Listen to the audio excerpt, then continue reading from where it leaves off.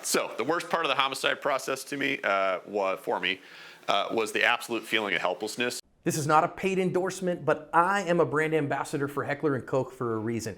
HK firearms are incredibly high quality, and when it's time to step up out of the entry tier, they're the only ones I recommend. You carry a gun just in case. Shouldn't it be an HK just in case? If you are like me, you are not used to feeling helpless. And if you do feel helpless, you find a solution or something, right? And we tend to be those kind of people. Nothing about this process will help you, because you will have your gun taken away, like I said, all your stuff. You're going to feel like a criminal even if you 100% know that you were in the right. The process is designed that way. The reason not to take someone's gun away, by the way, is, I was on the shooting board side of this more than a few times in responding officer stuff, and I'd always assumed, well, why would they care if we take the gun away? What, they're not going to feel safe? There's all these other people with guns around by the time that happens. That has nothing to do with it. What it is on the receiving end, for me at least, was had you taken my gun away, I would have felt like nobody there trusted me. And that was the overriding response, was everybody showing up, and no one knew what happened. I had a cool story, wasn't on video, a bunch of witnesses. But who knows what they're going to say. And my perception was that everyone in my agency was going to roll their eyes and go, oh man, he's probably on his phone or something, something like that. And had you taken my gun, that would have been confirmation that, for whatever reason, you did not trust me really to have that gun right then. One of the biggest, and so what we train to do in law enforcement is if we ever take someone's gun for evidence, we immediately replace it.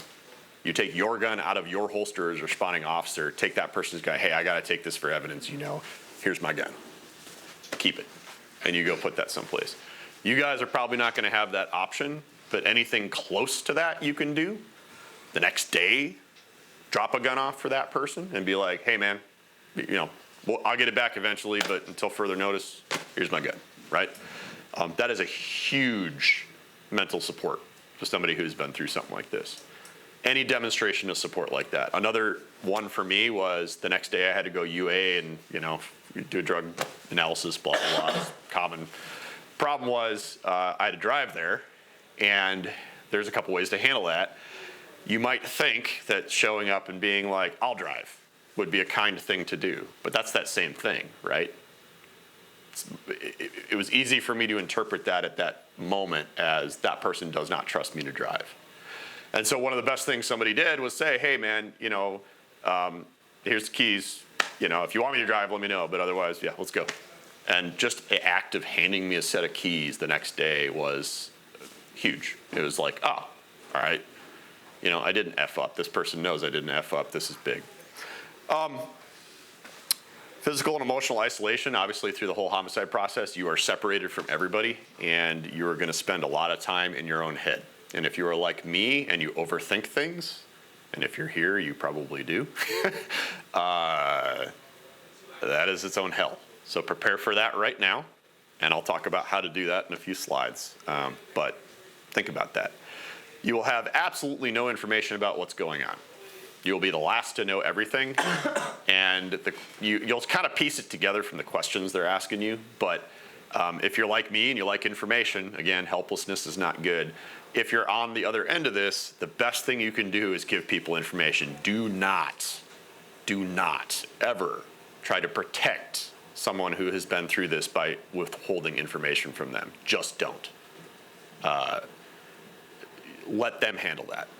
The worst thing has already happened to them, right? All you're doing is making it even worse because you're not letting them fill it in with meaning and other stuff. Identity is that guy. I had a lot of, like I said, family members have interesting responses, and that's going to happen to you too. If you take somebody's life, even if it was 100% justified, super common. And coworkers, the best resources were people who had been through something similar, who came out of the woodwork immediately and were like, hey man, I'm here if you need to talk, otherwise whatever. And it was good to have those people around.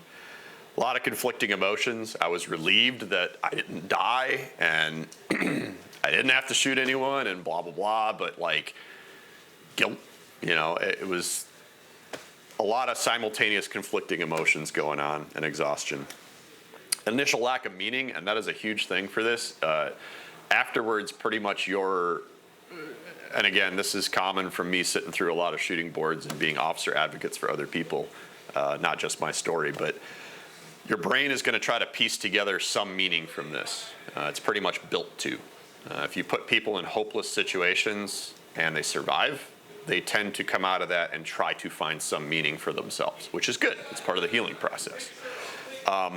However, that is inhibited by lack of information and all that other stuff, and the legal process, frankly. You know, and in my particular case, there wasn't a lot of meaning to take away from some guy I didn't know running out in front of my car and killing himself and then being in a coma and not even dead. And it sounds, you know, nasty to say, but like, had he died, I would have had some finality. Instead, it was like, is he going to wake up? Is he going to die? Is he going to, I don't know, you know, and that could change things any day.